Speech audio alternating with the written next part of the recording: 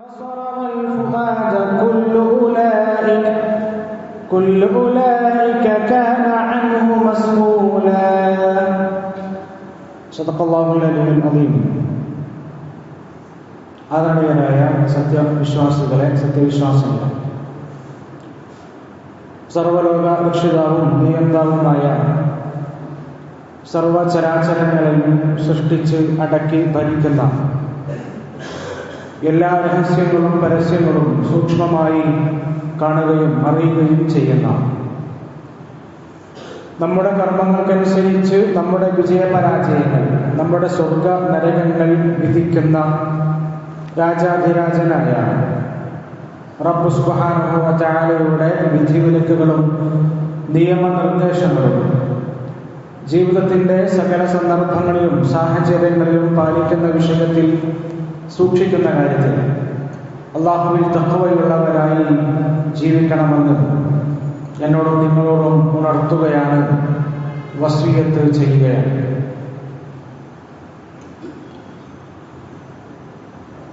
മഴയെക്കുറിച്ചും വെള്ളത്തെക്കുറിച്ചൊക്കെയാണ് നമ്മൾ കഴിഞ്ഞ ആഴ്ച പറഞ്ഞത്. മഴയ്ക്ക് വേണ്ടി നമ്മളെല്ലാവരും പ്രാർത്ഥിക്കുകയും, നമ്മളൊന്ന് മാത്രമല്ല, കേരളത്തിലെ എല്ലാ പള്ളികളിലും മഴയ്ക്ക് വേണ്ടിയുള്ള പ്രാർത്ഥനകൾ നടക്കുകയൊക്കെ ചെയ്തു.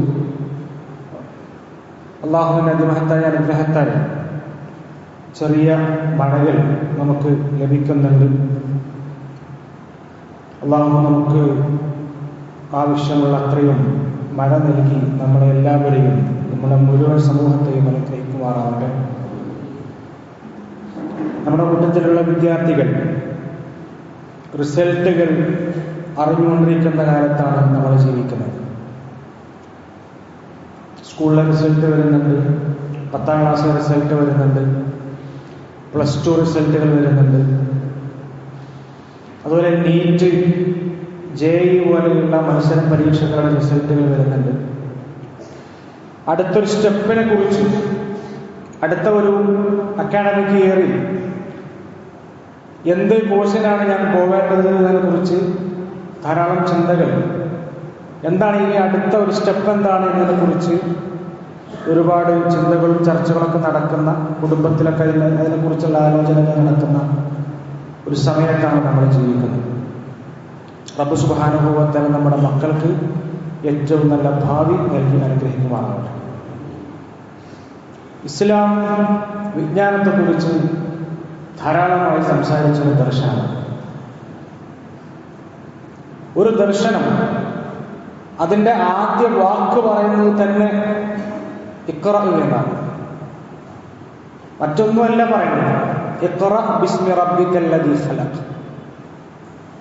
നിന്റെ നാഥനെ, നിന്നെ ഉണ്ടാക്കിയ, നിന്നെ സൃഷ്ടിച്ച നാഥനുണ്ടല്ലോ, ആ നാഥനെ കുറിച്ച് സ്മരിച്ചുകൊണ്ട് നീ വായിക്കുക, അവന്റെ നാമത്തിൽ നീ വായിക്കുക. എന്നിട്ട് പറയുന്നത് പേനയെ കുറിച്ചാണ്. അല്ലദീ അല്ലമ ബിൽ ഖലം. ആ നാഥൻ എങ്ങനെയുള്ളവനാണ്? അവൻ പേന കൊണ്ട് എഴുതാൻ പഠിപ്പിച്ചവനാണ്. അല്ലദീ അല്ലമ ബിൽ ഖലം. പേന കൊണ്ട് എഴുതാൻ പഠിപ്പിച്ച നാഥൻ. ഇത്ര മനോഹരമായി അറിവിനെ ഉദ്ഘോഷിക്കുന്ന ആദ്യ വാക്കുകളിൽ തന്നെ, ഒരു ദർശനത്തിന്റെ തുടക്കത്തിൽ, അതിൻ്റെ ഏറ്റവും മുഖ്യമായ കിതാബിന്റെ ഗ്രന്ഥത്തിന്റെ അതിൻ്റെ തുടക്കത്തിൽ തന്നെ, അതിൻ്റെ ആരംഭത്തിൽ തന്നെ അറിവിനെ കുറിച്ച് സംസാരിക്കുന്ന ഒരു ദർശനം അത് ഇസ്ലാമാണ്. അതുകൊണ്ട് ഒരു വിശ്വാസിയുടെ അടിസ്ഥാനപരമായ കൺസേൺ അത് നിരന്തരമായി ഉണ്ടാവേണ്ടത് അറിവന്വേഷണത്തിലാണ്, വിജ്ഞാനത്തിന്റെ അന്വേഷണത്തിലാണ് എന്ന് നമുക്ക് മറ്റാരും പഠിപ്പിച്ചു തരേണ്ട കാര്യമല്ല. കൃത്യമായി നമുക്ക് ധാരണയുള്ള കാര്യമാണ്. നമ്മുടെ നാട്ടിലെ മക്കൾ നല്ല മാർക്ക് വാങ്ങിയിട്ടുണ്ട്, നന്നായി വിജയിച്ചിട്ടുണ്ട്.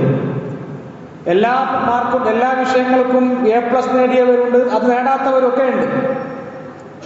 അവരുടെ എല്ലാം മുന്നിൽ നയിക്കേണ്ട ഏറ്റവും പ്രധാനപ്പെട്ട മർമ്മപ്രധാനമായ കാര്യം അറിവിന് വേണ്ടിയുള്ള അന്വേഷണം, പഠനം എന്നുള്ളത് ഇസ്ലാം അത്രത്തോളം പ്രോത്സാഹിപ്പിച്ചൊരു കാര്യമാണ്.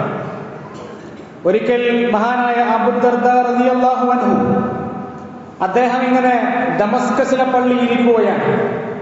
ദമസ്കസിലെ പള്ളിയിൽ ഇരിക്കുന്ന സമയത്ത് ഒരു മനുഷ്യൻ അദ്ദേഹത്തിന്റെ അടുത്ത് വന്നിട്ട് പറയുന്നുണ്ട്, അല്ലയ അബൂദർദ, ഞാൻ മദീനയിൽ നിന്ന് വരികയാണ്, അള്ളാഹുവിന്റെ റസൂലിന്റെ മദീനയിൽ നിന്ന് ഞാൻ വരികയാണ്. ഒരുപാട് ദൂരം, ഒരുപാട് കാതങ്ങൾ താണ്ടി, ഒരുപാട് കിലോമീറ്ററുകൾ താണ്ടിയിട്ടാണ് ഞാൻ വരുന്നത്. അതിന് കാരണം എന്താണെന്ന് ചോദിച്ചാൽ, താങ്കൾക്ക് റസൂല് ഉദ്ധരിച്ച, റസൂൽ പറഞ്ഞ ഒരു ഹദീസ് താങ്കൾക്കറിയാം എന്നുള്ള കാരണം കൊണ്ടാണ് ഞാൻ കടന്നു വന്നത് എന്ന് പറയുമ്പോ മഹാനായ അബൂ ദർദാ റളിയല്ലാഹു ചോദിക്കുന്നുണ്ട്, നീ വന്നത് ഫമാ ജഅ ബിക തിജാറ, നിന്നെ കൊണ്ടുവന്നത് കച്ചവടമാണോ? നീ കച്ചവടത്തിന് വേണ്ടിയിട്ടാണോ ഇങ്ങോട്ട് വന്നത്? അതിന്റെ ഭാഗമായി അതിന്റെ ഒരു മറ്റൊരു വിഷയമായ കച്ചവടത്തിന്റെ കൂടെ അറിവിനെ നേടാമെന്നാണോ എന്ന് വിചാരിക്കുന്നത് ചോദിച്ചപ്പോ ആ മനുഷ്യൻ പറഞ്ഞു, അല്ല, ഞാൻ ഇതിനു വേണ്ടി മാത്രം വന്നതാണ്. അപ്പൊ ചോദിക്കുന്നുണ്ട്, മറ്റു വല്ല കാര്യത്തിനും വന്നതാണ്? അങ്ങനെയുമല്ല, ഞാൻ വന്നത് ഈ ഒരു ഹദീസ് കണ്ടെത്തുവാൻ, ഇതിനെ പഠിക്കുവാൻ വേണ്ടി ഞാൻ മദീനയിൽ നിന്ന് ദമസ്കസിലേക്ക് വന്നവനാണ് എന്ന് പറഞ്ഞപ്പോ മഹാനായ അബൂ ദർദാ റളിയല്ലാഹു അൻഹു അറിവിനെ കുറിച്ചുള്ള ഏറ്റവും മനോഹരമായ ഹദീസുകൾ ആ മനുഷ്യന് പറഞ്ഞു കൊടുക്കുകയാണ്. മൻ സലക ത്വരീഖൻ യൽതമിസു ഫീഹി ഇൽമൻ സഹലല്ലാഹു ലഹു ത്വരീഖൻ ഇലൽ ജന്ന. ആരെങ്കിലും ഒരു മനുഷ്യൻ അവൻ ഒരു വഴി സ്വീകരിക്കുകയാണ്, ആ വഴി സ്വീകരിക്കുന്നത് അറിവിനെ പഠിക്കുവാൻ വേണ്ടിയാണ്, അറിവ് നേടുവാൻ വേണ്ടിയാണെങ്കിൽ അവൻ ഉള്ള വഴി സ്വർഗത്തിലേക്കുള്ള വഴിയാണ് എന്ന് അന്ത്യപ്രവാചകർ മുഹമ്മദ് മുസ്തഫ സല്ലല്ലാഹു അലൈഹി വസല്ലം. അഥവാ ഒരു ദർശനത്തിന് ഇസ്ലാം എന്ന് പറയുന്ന വലിയ ദർശനത്തിന് മുന്നിൽ നയിച്ച പ്രവാചകൻ മുഹമ്മദ് മുസ്തഫ സല്ലല്ലാഹു അലൈഹി വസല്ലം പഠിപ്പിക്കുന്ന ഏറ്റവും പ്രധാനപ്പെട്ട കാര്യം, നിങ്ങൾക്ക് സ്വർഗത്തിന്റെ വഴി നടണമോ, നിങ്ങൾ വിജ്ഞാനത്തിന്റെ വഴിയിലൂടെ കടന്നു പോകണം എന്ന് റസൂലുള്ളാഹി സ്വല്ലല്ലാഹു അലൈഹി വസല്ലം വീണ്ടും പറയുകയാണ്, വഇന്നൽ മലായികത ലതദഉ അജ്നിഹതഹാ ലിദൻ ലിതാലിബിൽ ഇൽമി. അല്ലാഹുവിന്റെ മലക്കുകൾ അവര് താലിബുൽ ഇൽമ്, അറിവ് അന്വേഷിക്കുന്ന വിദ്യാർത്ഥിയോടുള്ള സംതൃപ്തി കാരണം അവരുടെ ചിറകുകൾ ഇങ്ങനെ വിരിച്ചു കൊടുക്കും, അവരവർക്ക് വേണ്ടിയിട്ടുള്ള സംരക്ഷണം ഒരുക്കും. വഇന്ന താലിബൽ ഇൽമി യസ്തഗ്ഫിറു ലഹു മൻ ഫിസ് സമാഇ വൽ അർളി ഹത്തൽ ഹിൽതാൻ ഫിൽ മാ. അറിവന്വേഷിക്കുന്ന, അറിവ് പഠിക്കുന്ന വിദ്യാർത്ഥി ഉണ്ടല്ലോ, ആ വിദ്യാർത്ഥിക്ക് വേണ്ടിയിട്ട് പാപമോചനത്തിന് വേണ്ടി ആകാശഭൂമികളിലുള്ള സമുദ്രത്തിലുള്ള മത്സ്യങ്ങളടക്കമുള്ളവർ അവന് വേണ്ടി പ്രാർത്ഥിക്കും എന്ന് റസൂലുള്ളാഹി സ്വല്ലല്ലാഹു അലൈഹി വസല്ലം വീണ്ടും റസൂൽ പഠിപ്പിക്കുകയാണ്, വഇന്ന ഫദ്ലൽ ആലിമി അലൽ ആബിദി കഫദ്ലിൽ ഖമരി അലാ സാഇൽ കവാകിബ്. ആകാശത്ത് നക്ഷത്രങ്ങൾ ഉണ്ടാകുമ്പോൾ അതിന്റെ കൂടെ ഉണ്ടാകുന്ന പൂർണ്ണചന്ദ്രനുണ്ട്, വട്ടത്തിലുള്ള 14-ാം രാവിലെ ചന്ദ്രനുണ്ട്. അതുപോലെയാണ് സാധാരണ അടിമകളെക്കാൾ, അള്ളാഹുവിനെ വിളിച്ച് പ്രാർത്ഥിക്കുന്ന അടിമകളെക്കാൾ വിജ്ഞാനമുള്ള മനുഷ്യന്റെ സ്ഥാനമെന്ന് അന്ത്യപ്രവാചകൻ റസൂലുള്ളാഹി സ്വല്ലല്ലാഹു അലൈഹി വസല്ലം. പിന്നെ റസൂൽ പഠിപ്പിക്കുന്ന കാര്യം, അറിവുള്ളവരുടെ ഉത്തരവാദിത്വം എന്താണ്? അറിവുള്ളവരുടെ ഉത്തരവാദിത്വം വഇന്നമൽ ഉലമാ ഹുമുൽ വറസത്തുൽ അംബിയാ. ഉലമാക്കൾ എന്ന് പറഞ്ഞാൽ, അറിവുള്ളവരെന്ന് പറഞ്ഞാൽ, പഠിച്ചവരെന്ന് പറഞ്ഞാൽ, വിദ്യാഭ്യാസം നേടിയവർ എന്ന് പറഞ്ഞാൽ അവര് അമ്പിയാക്കളുടെ പിൻഗാമികളാണ്, പ്രവാചകന്മാരുടെ പിൻഗാമികളാണ്. അഥവാ ഒരു സമൂഹത്തിൽ പ്രവാചകന്മാർ എന്താണോ ചെയ്യുക, ആ പ്രവാചകൻ സമൂഹത്തിൽ നന്മയെ കൽപ്പിക്കുന്നവനാണ്, തിന്മയെ വിരോധിക്കുന്നവനാണ്, സകല നന്മകൾക്കും പിന്തുണക്കുന്നവനാണ്. നന്മയുടെ ആളുകളായി ജനങ്ങൾക്ക് വഴികാട്ടികളായിട്ടാണ് പ്രവാചകന്മാർ ഉണ്ടായതെങ്കിൽ ആ വഴിയിലൂടെ മനുഷ്യരെ നയിക്കേണ്ട ഉത്തരവാദിത്വം അറിവുള്ള എല്ലാവർക്കും, വിദ്യാഭ്യാസം നേടുന്ന എല്ലാവർക്കും ഉണ്ട് എന്ന് അന്ത്യപ്രവാചകൻ റസൂലുള്ളാഹി സ്വല്ലല്ലാഹു അലൈഹി വസല്ലം പഠിപ്പിക്കുകയാണ്. അപ്പൊ അറിവിനെ, ഇൽമിനെ ഇസ്ലാം അത്രത്തോളം പ്രാധാന്യത്തോടെ കാണുന്നത്. നമ്മുടെ മക്കൾ ആ മാർഗത്തിലാണ് മുന്നോട്ട് പോകുന്നത്. നമ്മുടെ മക്കൾ പഠിക്കുന്നത്, അവർ ഇൽമു നേടുന്നതെല്ലാം ആ മാർഗത്തിലാണ്. അല്ലാഹു സുബ്ഹാനഹു വ തആല പഠിപ്പിക്കുന്നില്ല, ഖുൽ ഹൽ അസ്തബിൽ ലദീന യഅലമൂന വൽ ലദീന ലാ യഅലമൂൻ. അറിവ് നേടിയവർ, വിജ്ഞാനം നേടിയവർ, തിരിച്ചറിവ് നേടിയവർ, അവരും അതുപോലെ തന്നെ അറിവ് നേടാത്തവരും അവർ സമമാകുമോ എന്ന് അല്ലാഹു സുബ്ഹാനഹു വ തആല വളരെ കൃത്യമായിട്ട് ചോദിക്കുകയാണ്. ഒരിക്കൽ റസൂലിനോട് രണ്ടാളുകളെ കുറിച്ച് പറയപ്പെടുക. രണ്ടാളുകൾ, ഒരാൾ അള്ളാഹുവിന്റെ മാർഗത്തിൽ ധാരാളമായി അള്ളാഹുവോട് പ്രാർത്ഥിക്കുന്നവനാണ്, മറ്റൊരാൾ അള്ളാഹുവിന്റെ മാർഗത്തിൽ ഇൽമിനെ അന്വേഷിച്ച് നടക്കുന്ന ഏറ്റവും ഇൽമുള്ള ഒരാളാണ്. റസൂലുള്ളാഹി സ്വല്ലല്ലാഹു അലൈഹി വസല്ലം പറഞ്ഞു, ഫദ്ലുൽ ആലിമി അലൽ ആബിദി കഫദ്ലി അല അദ്നാകും. ഒരു സാധാരണ ഒരു അള്ളാഹുവിനെ വിളിച്ചു പ്രാർത്ഥിച്ചുകൊണ്ട് നടക്കുന്ന അള്ളാഹുവിന്റെ അടിമയും അടിമയേക്കാൾ ഒരു വിജ്ഞാനം നേടിയ ഒരു മനുഷ്യനുള്ള പ്രാധാന്യം, മഹത്വം എന്ന് പറഞ്ഞാൽ നിങ്ങൾക്ക് നിങ്ങളെക്കാളുള്ള മഹത്വം പോലെയാണ് എന്ന് റസൂലുള്ളാഹി സ്വല്ലല്ലാഹു അലൈഹി വസല്ലം.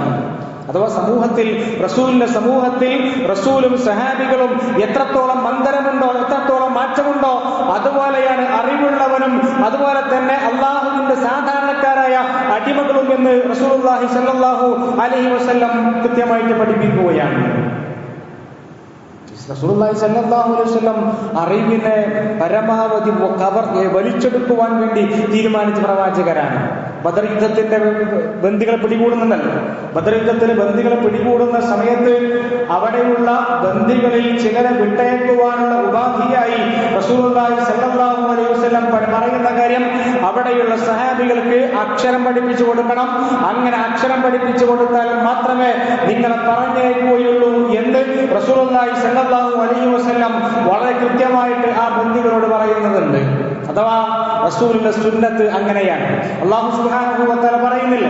അല്ലാഹു സുബ്ഹാനഹു വ തആല വിജ്ഞാനം നേടുന്നവരെ കുറിച്ച്, വിജ്ഞാനം പഠിക്കുന്നവരെ കുറിച്ച്, അറിവ് നേടുന്നവരെ കുറിച്ച് റസൂലുള്ളാഹി സുബ്ഹാനഹു വ തആല പറയുന്ന കാര്യം, നിങ്ങൾക്കുള്ള ഏറ്റവും പ്രധാനപ്പെട്ട സ്ഥാനം എന്ന് പറഞ്ഞാൽ യർഫഉല്ലാഹുല്ലദീന ആമനു മിൻകും വല്ലദീന ഊതുൽ ഇൽമ ദറജാത്ത്. വിജ്ഞാനം നേടിയവർ, വിജ്ഞാനം നേടി വിശ്വാസികളെയും വിജ്ഞാനം നേടിയവരെയും അവരുടെ ദറജകളെ, അവരുടെ സ്ഥാനത്തെ അല്ലാഹു സുബ്ഹാനഹു വ തആല ധാരാളമായിട്ട് ഉയർത്തും എന്ന് വിശുദ്ധ ഖുർആൻ നമ്മളോട് കൃത്യമായിട്ട് പഠിപ്പിക്കുകയാണ്. റസൂലിന്റെ പ്രിയപ്പെട്ട ഇണ ഹഫ്സ റളിയല്ലാഹു അൻഹ, അവര് അവിടെ ഉണ്ടായിരുന്ന സഹാബി വനിതയായിരുന്ന സയ്യിദത്തു അശ്ശിഫാ റളിയല്ലാഹു അൻഹ അവരിൽ നിന്ന് വിജ്ഞാനം പഠിച്ചിരുന്നു. ആ വിജ്ഞാനം എഴുതുവാനും വായിക്കുവാനും പഠിച്ചപ്പോ റസൂലുള്ളാഹി സ്വല്ലല്ലാഹു അലൈഹി വസല്ലം അതിനെ വല്ലാതെ പ്രശംസിച്ചു, അതിനെ പിന്തുണച്ചു എന്ന് ഹഫ്സ റളിയല്ലാഹു അൻഹ നമ്മളോട് പറയുന്ന ഏറ്റവും പ്രധാനപ്പെട്ട കാര്യമാണ്. ഖുർആൻ പഠിപ്പിക്കുന്ന ഒരുപാട് അധ്യാപനങ്ങൾ, ഖുർആൻ പഠിപ്പിക്കുന്ന അറിവിന്റെ ഏറ്റവും പ്രധാനപ്പെട്ട ചില അധ്യാപനങ്ങളുണ്ടല്ലോ. അല്ലാഹു സുബ്ഹാനഹു വ തആല പറയുന്നുണ്ട്, വല്ലാഹു അഖ്റജകും മിൻ ബുതൂനി ഉമ്മഹാതികും ലാ തഅലമൂന ഷൈഅ. നിങ്ങളുടെ ഉമ്മമാരുടെ ഗർഭപാത്രത്തിൽ നിന്ന് അല്ലാഹു പുറത്തെത്തിച്ചത്, നിങ്ങളെ ജനിപ്പിച്ചത് നിങ്ങൾ ഒന്നും അറിയാത്തവരായിട്ടാണ്. നിങ്ങൾക്ക് ഒരു വിജ്ഞാനവും ഇല്ലായിരുന്നു. നിങ്ങൾക്ക് എങ്ങനെയാണ് ഈ ലോകം ഉണ്ടാവുന്നത്, അല്ലെങ്കിൽ ഈ ലോകത്തിന്റെ അവസ്ഥ എന്താണ് അറിവിന്റെ വ്യത്യസ്തമായ അടരുകൾ എന്തൊക്കെയാണ് എന്ന് നിങ്ങൾക്കറിയില്ലായിരുന്നു. പക്ഷേ അല്ലാഹു സുബ്ഹാനഹു വ തആല പറയുകയാണ്, ആ അറിവിനെ നേടുവാനുള്ള വഴികൾ അല്ലാഹു നിങ്ങൾക്ക് നൽകുകയുണ്ടായി.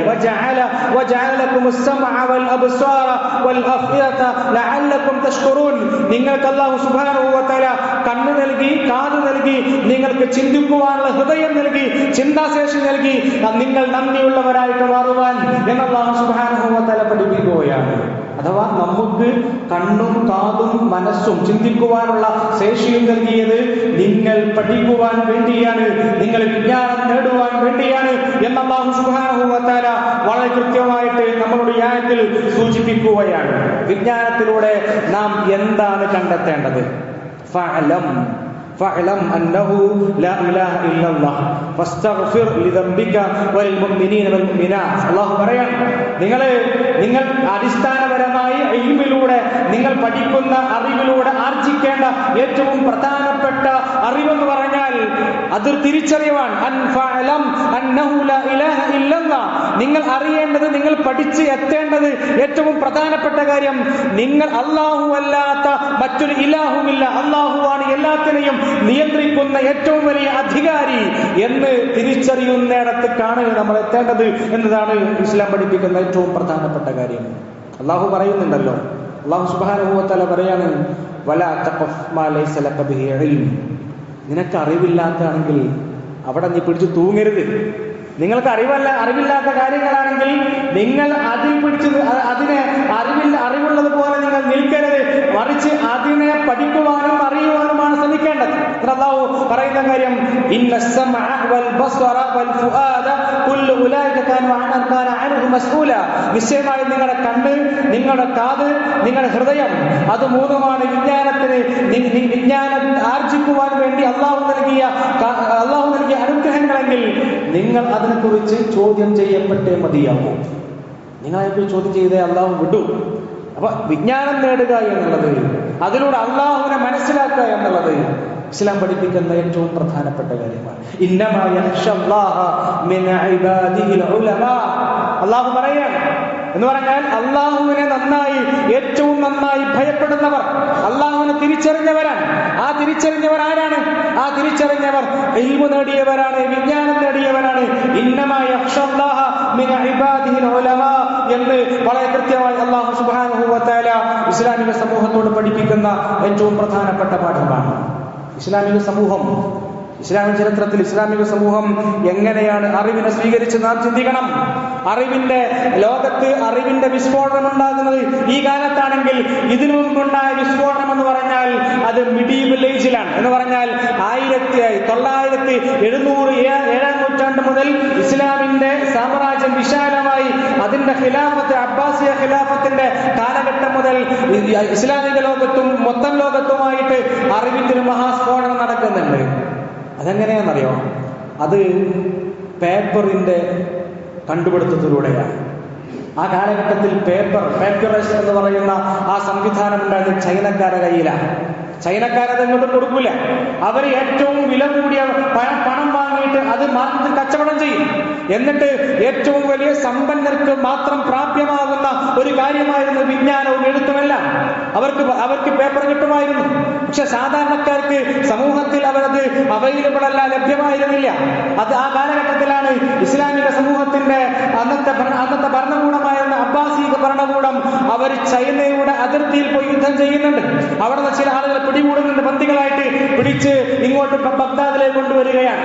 അവരോട് അവരുടെ മോചനദ്രവ്യമായി കൊണ്ട് അവർ ആവശ്യപ്പെട്ടത്, ഞങ്ങൾക്ക് ലഭിക്കാൻ ടെക്നോളജി ഉണ്ട്, ആ ടെക്നോളജി പേപ്പറിന്റെ ടെക്നോളജിയാണ്, അത് ഞങ്ങൾക്ക് പറഞ്ഞു തന്നാൽ നിങ്ങൾ ഞങ്ങൾ വെറുതെ വിടാം. അങ്ങനെ ഈ ചൈനക്കാരായ മനുഷ്യന്മാര് പേപ്പർ ടെക്നോളജി, പേപ്പർ ബില്ലുകൾ ഉണ്ടാക്കുന്നതിനെ കുറിച്ച് പറഞ്ഞു കൊടുക്കുകയും എന്നിട്ട് AD 765 ലോകത്തിലെ തന്നെ ചൈനക്ക് പുറത്തുള്ള ആദ്യത്തെ പേപ്പർ മില്ല് അബ്ബാസിയ ഭരണകൂടം സ്ഥാപിക്കുകയും കുറഞ്ഞ വിലക്ക് ജനങ്ങൾക്ക് ധാരാളമായി പേപ്പർ നൽകുകയും ആളുകൾ അതിൽ നിരന്തരമായി കൊണ്ട് പുസ്തകങ്ങൾ എഴുതി അത് വലിയ വലിയ ലൈബ്രറികളായിട്ട് മാറിയെന്ന് ചരിത്രം പഠിപ്പിക്കുകയാണ്. എന്നിട്ടത് അലക്സാണ്ട്രിയ പോലെയുള്ള വ്യത്യസ്തമായ നാടുകളിലേക്ക് പേപ്പർ മില്ലുകൾ ധാരാളമായി സ്ഥാപിച്ച് അതിലൂടെ അറിവിനെ പ്രസരിപ്പിച്ചു എന്ന് ചരിത്രം പഠിപ്പിക്കുകയാണ്. ആലോചിച്ചു നോക്കൂ. ഇസ്ലാമിക സമൂഹം AD 711 സ്പെയിൻ പിടിച്ചടക്കുന്നത്. ഇസ്ലാമിക സ്പെയിൻ പിടിച്ചടക്കിയിട്ട് അവിടെയും സിസിലി പോലെയുള്ള, ഗ്രനഡ പോലെയുള്ള, കൊർഡോവ പോലെയുള്ള നഗരങ്ങളിൽ പേപ്പർ മില്ലുകൾ സ്ഥാപിക്കുകയാണ്. അവിടേക്ക് ഇസ്ലാമിന്റെ കൊർഡോവയിൽ ഇസ്ലാമിക് സ്പെയിനിലെ കൊർഡോവ എന്ന് പറയുന്ന നഗരം അത് സംസ്കാരത്തിന്റെയും നോളജിന്റെയും അറിവിന്റെയും കേന്ദ്രമായിട്ട് മാറുകയാണ്. ഒരുപാട് ആലിമുകൾ അങ്ങോട്ട് വരുന്നു. മാത്രമല്ല അവിടെ തന്നെ ധാരാളം ആലിമുകൾ ഉണ്ടാവുകയാണ്. അവരെല്ലാം പുസ്തകങ്ങൾ എഴുതുകയാണ്. കൊർഡോവയിൽ അന്നുണ്ടായിരുന്ന ലൈബ്രറിയിൽ 3 ലക്ഷം പുസ്തകങ്ങൾ ഉണ്ടായിരുന്നുവെങ്കിൽ അന്നത്തെ യൂറോപ്പിന്റെ തലസ്ഥാനമായിരുന്ന ഗ്രീസിൽ ഉണ്ടായിരുന്നത് 300 പുസ്തകങ്ങൾ മാത്രമാണ്. അത്രയും വലിയ വ്യത്യാസം അവർക്കിടയിൽ ഉണ്ടാകുന്നു.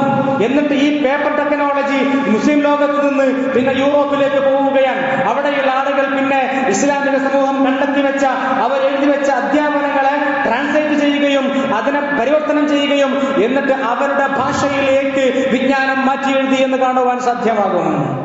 അഥവാ ഇരുണ്ട് മൂടിക്കിടന്ന യൂറോപ്പിന് വെളിച്ചം പകർന്ന ഒരു ദർശനമാണ് പ്രിയമുള്ളവരെ ഇസ്ലാം എന്ന് പറഞ്ഞാൽ. ഇത്രയും മഹത്തായ വിപ്ലവം നയിച്ചവർ മാത്തമാറ്റിക്സ് എന്നാണ് നമ്മുടെ നാടാണ്, ഇന്ത്യയാണ്. ഇന്ത്യയിൽ നിന്ന് കച്ചവടക്കാർ കണക്ക് പഠിച്ചിട്ട് അത് അറബ് നാട്ടിലൂടെ അതുപോലെ തന്നെ സ്പെയിനിലൂടെ യൂറോപ്പിലേക്ക് ഈ മാത്തമാറ്റിക്സിനെ കൈമാറ്റം ചെയ്തു എന്ന് ചരിത്രം പഠിപ്പിക്കുന്നുണ്ട്.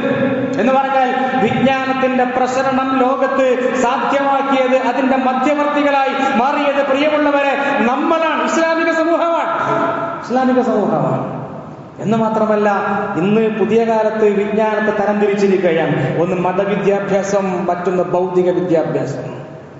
അങ്ങനെ ഒരു തരംതിരിക്കൽ ഇസ്ലാമിലുണ്ടോ? ഇസ്ലാമില് വിശുദ്ധ ഖുർആൻ എടുത്ത് പരിശോധിച്ച് നോക്കൂ. വിശുദ്ധ ഖുർആനിൽ പറയുന്ന ഒരുപാട് വിഷയങ്ങൾ, അതിൽ ജോഗ്രഫി ഉണ്ട്, അതിൽ സയൻസ് ഉണ്ട്, ശാസ്ത്രമുണ്ട്, അതിൽ ഹ്യൂമാനിറ്റീസ് ഉണ്ട്, പൊളിറ്റിക്സ് ഉണ്ട്. ഇങ്ങനെ വ്യത്യസ്തമായ ജോഗ്രഫി പോലെയുള്ള ധാരാളം ബോട്ടണി പോലെയുള്ള വിഷയങ്ങൾ അതിൽ കടന്നു വരുന്നില്ലേ? ഇവിടെ ആരാണ് ഇതിനെ ഇങ്ങനെ ആക്കി വെക്കാൻ പറഞ്ഞത്? നമ്മളെ ചരിത്രം വഴിയെടുത്ത് നോക്കൂ. ചരിത്രത്തിൽ കാണുവാൻ സാധ്യമാകുന്നതാണ് ലോകത്ത് അറിയപ്പെട്ട ഫിസിഷ്യൻ, ഒന്നാമത്തെ ലോകത്തെ അറിയപ്പെട്ട ഏറ്റവും ആദ്യത്തെ ഡോക്ടർ എന്ന് പറഞ്ഞാൽ ഇബ്നു സീനയാണ്, അവിസന്നയാണ്. അദ്ദേഹം ജനിക്കുന്നത് 980 മുതൽ 1037 വരെയുള്ള കാലഘട്ടത്തിൽ കേവലം 50-60 വയസ്സിനിടയ്ക്ക് അദ്ദേഹം ലോകത്ത് മെഡിസിനെ കുറിച്ച് വലിയ പുസ്തകങ്ങൾ എഴുതുകയാണ്. ദ കാനൻ എന്ന് പറയുന്ന അൽ ഖാനുൻ ഫി തിബ്ബ് എന്ന് പറയുന്ന പുസ്തകം എഴുതുകയാണ്. ആ പുസ്തകം ഓക്സ്ഫോർഡ് പോലെയുള്ള യൂണിവേഴ്സിറ്റികൾ കഴിഞ്ഞ നൂറ്റാണ്ട് വരെ പഠിപ്പിച്ചു എന്നാണ് പറയുന്നത്. അത്രയും വിശാലമായ പുസ്തകങ്ങൾ. അതുപോലെ തന്നെ വീണ്ടും അദ്ദേഹം എഴുതുന്ന കിതാബുൽ ശിഫ എന്ന് പറയുന്ന പുസ്തകം എഴുതുന്നുണ്ട്. ഇതെല്ലാം മെഡിസിനുമായി ബന്ധപ്പെട്ട് ഇബ്നു സീന എന്ന് പറയുന്ന ഇസ്ലാമിക് സ്കോളർ അദ്ദേഹം എഴുതിയ പുസ്തകമാണ്. അതുപോലെ നമുക്ക് വീണ്ടും കാണുവാൻ സാധ്യമാകും എത്രയോ of exemplars of medicine of medieval age എന്ന് പറയുന്ന മധ്യകാലത്തെ ഏറ്റവും മുതിർന്നവരായ, ഏറ്റവും ഗംഭീരമായി മെഡിസിനെ കൈകാര്യം ചെയ്ത 3 ആളുകൾ. ഒന്ന് ഇമാം റാസിയാണ്, 2 അവിസന്നയാണ്, ഇബ്നു സീനയാണ്, 3 ഇബ്നു അൽ നഫീസാണ്. എന്ന് പറഞ്ഞാൽ ലോകത്ത് മെഡിസിനെ കുറിച്ച് സംസാരിച്ചവർ, അതിനെ കൃത്യമായി ഗവേഷണം ചെയ്തവർ ഇസ്ലാമിക സമൂഹത്തിലുള്ള ആലിമുകളാണ്. ലോകത്ത് ആദ്യമായി കൊണ്ട് മനുഷ്യന്റെ ശരീരത്തിൽ ഓപ്പറേഷൻ ചെയ്തവർ, ശസ്ത്രക്രിയ ചെയ്തവർ ആരാണ്? ഇമാം സഹറാവിയാൻ, അബു അൽ ഖാസിം അൽ സഹറാവിയാൻ. അദ്ദേഹം ഒരു ഇസ്ലാമിക സ്കോളറാണ്, ഇസ്ലാമിക പണ്ഡിതനാണ് എന്ന് മാത്രമല്ല അദ്ദേഹം മെഡിക്കൽ രംഗത്ത് അദ്ദേഹം ഒരുപാട് തെളിയിച്ച വലിയ ആലിമാണെന്ന് കാണുവാൻ സാധ്യമാകും. അതുപോലെ തന്നെ ജാബിർ അൽ ഹയ്യാൻ ആരാണ്? ഇന്ന് നമ്മൾ പഠിക്കുന്ന കെമിസ്ട്രി ഉണ്ടല്ലോ, alchemy, the father of alchemy എന്ന് പറയുന്നത് ജാബിർ അൽ ഹയ്യാൻ അല്ലേ? അദ്ദേഹമാണ് കെമിസ്ട്രി ഉണ്ടാക്കുന്നത്. ഫാർമക്കോളജി എന്ന് പറയുന്ന മരുന്നുമായി ബന്ധപ്പെട്ടിട്ടുള്ള അതിന്റെ വ്യത്യസ്തമായ പഠന ശാഖകൾ രൂപപ്പെടുത്തിയെടുക്കുന്നത് അദ്ദേഹത്തിന് വലിയ പങ്കുണ്ട്. അദ്ദേഹമാണ് തുടക്കക്കാരൻ. എന്ന് പറഞ്ഞാൽ ഈ പറയുന്ന നോളജിന്, അറിവിന്, വിജ്ഞാനത്തിന് ദീനി വിജ്ഞാനം, ഭൗതിക വിജ്ഞാനം എന്നുള്ള തരംതിരിവുകൾ ഇസ്ലാമിൽ പരിചയമില്ല. പക്ഷെ പുതിയ കാലത്ത് അങ്ങനെയായി മാറിയിട്ടുണ്ട്. അവിടെ നമ്മൾ എന്താ ചെയ്യേണ്ടത്? നമ്മൾ ചെയ്യേണ്ടത് മെഡിസിൻ പഠിക്കുന്ന ഒരു കുട്ടിക്ക് ഇസ്ലാമിൽ അറിവുണ്ടാവണം. ഡിഗ്രികൾ പഠിക്കുന്ന കുട്ടികൾക്ക് നമ്മുടെ നാട്ടിൽ ഒരുപാട് സംവിധാനങ്ങളുണ്ട്. മാത്രമല്ല ആ സംവിധാനങ്ങൾ നമ്മൾ മെച്ചപ്പെടുത്തി കൊണ്ടുവരേണ്ട കാര്യമാണ്. എഞ്ചിനീയറിംഗ് പഠിക്കുന്ന കുട്ടിക്ക്, വിദ്യാർത്ഥിക്ക് അവന് ഇസ്ലാമിനെ കുറിച്ച് വ്യവസ്ഥാപിതമായിട്ട് പഠിക്കുവാനുള്ള സംവിധാനങ്ങൾ നമ്മൾ ഉണ്ടാക്കിയേ മതിയാകൂ. അങ്ങനെ ഉണ്ടാക്കിയാൽ നമുക്ക് മാറ്റങ്ങൾ കൊണ്ടുവരുവാൻ സാധ്യമാകും. അപ്പോൾ ഒരു ഭാഗത്തൊരു കുട്ടി, ഒരു വിദ്യാർത്ഥി, അവൻ ഇസ്ലാമിനെ കുറിച്ച് അറിവുള്ളവനാണ്, വിജ്ഞാനമുള്ളവനാണ്, അതിൽ അവഗാഹമുള്ളവനാണ്, ഖുർആൻ കൃത്യമായിട്ട് അർത്ഥമറിയുന്നവനാണ്. അതിന്റെ കൂടെ അവൻ ഒരു ഡോക്ടറാണ്, ഒരു എഞ്ചിനീയറാണ്, ഒരു സയന്റിസ്റ്റാണ്, അവൻ ഒരു ബോട്ടണിസ്റ്റാണ്, അല്ലെങ്കിൽ അങ്ങനെ ഒരു പൊളിറ്റിക്കൽ സയൻസ് വിദ്യാർത്ഥിയാണ്, ഒരു ജോഗ്രഫി പഠിക്കുന്ന വിദ്യാർത്ഥിയാണ്. ഇതെല്ലാമായിട്ട് മാറുവാൻ സാധ്യമാകും. ഇത് മതം പഠിക്കുക എന്നുള്ളത് ഏതെങ്കിലും സ്ഥാപനത്തിൽ പോയി പഠിക്കുന്ന കുട്ടികൾക്ക് മാത്രം ഏൽപ്പിച്ചു കൊടുക്കേണ്ട പണിയല്ല.